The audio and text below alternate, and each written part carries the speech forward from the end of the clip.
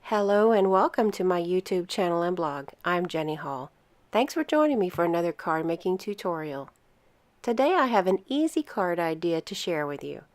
I'm using a large sentiment stamp from Floral Statements stamp set. There are two images in this stamp set and they are both very large and incorporate both words and floral images together. I'm going to be stamping onto a piece of Wood Textures Designer Series paper. This is not a single colored piece of paper. It does have more than one color, and I'll give you a tip later in the video on how to fill in and even out some of that space. I'm going to heat emboss my image today with some silver embossing powder. So to get the silver embossing powder to stick to the image that is stamped, I'm using Versamark ink.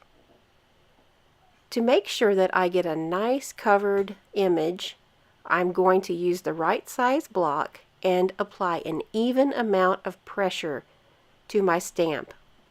If I were to apply too much pressure on one side, then the ink would rock over onto another side and kind of spill over.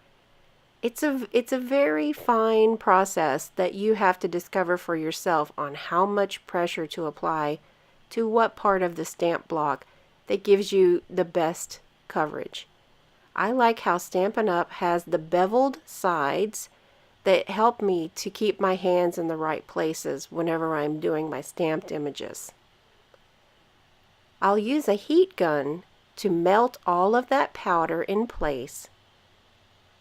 I never get tired of seeing the magic of seeing all of that embossing powder melt into one shiny surface.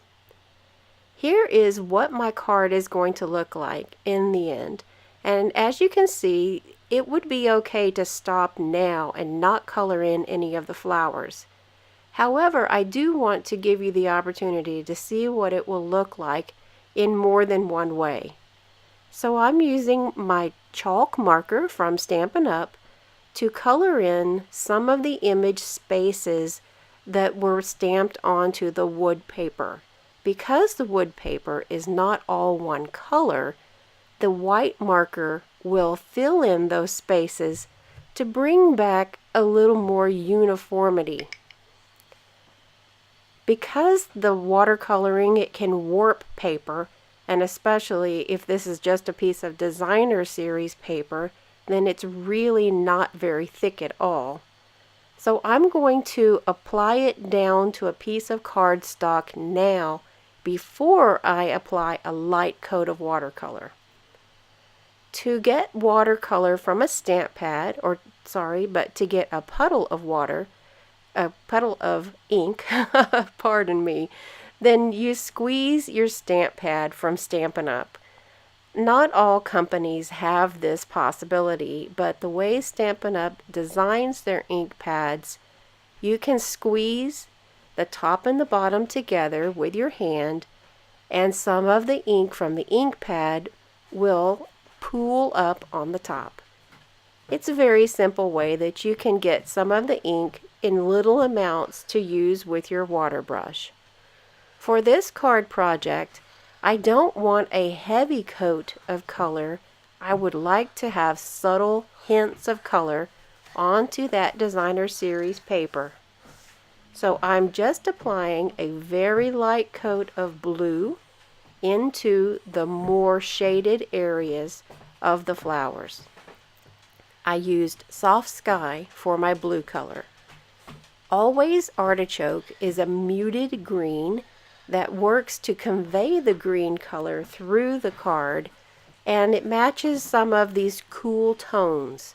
I searched through all of my green colors and I finally settled on Always Artichoke because of the cool tones that it carries.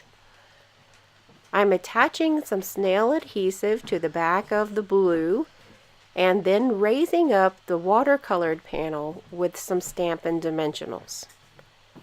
For the inside of the card, I'm using Wood Words stamp set. the little cluster of flowers. It looks almost like a flower bush. And I'm stamping it in gray to match the gray tones from the front of the card. All through this card, it has nice cool tones that I think are pleasing. Thank you so much for joining me for this card tutorial.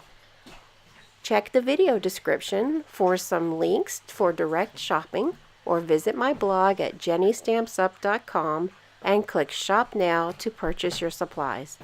Thank you so much for your support. It's truly appreciated. Thanks for joining me for this video. I'll see you next time.